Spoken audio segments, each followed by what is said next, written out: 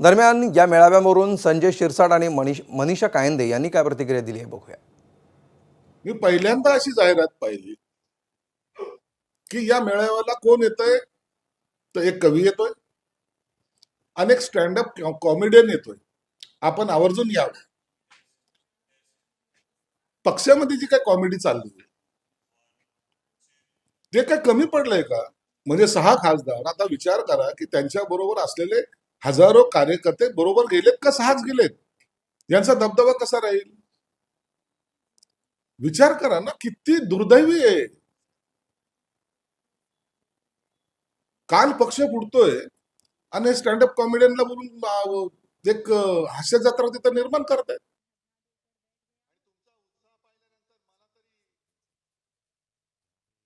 ज्या मुलाला काही अनुभव नव्हता त्याला थेट कॅबिनेट मंत्री बनवला, त्यासाठी 2 आमदारांना घरी बसवलं आणि आता ते 2 आमदार काम करतायत आणि युवराज त्यांच्या घरी बसलेले आहेत।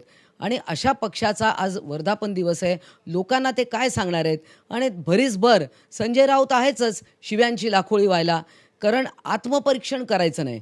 खरं तर त्यांच्या मेळाव्याला त्यांनी आत्मपरीक्षण मेळावा असं नाव दिलं पाहिजे। एबीपी माझा, उघडा डोळे बघा नीट।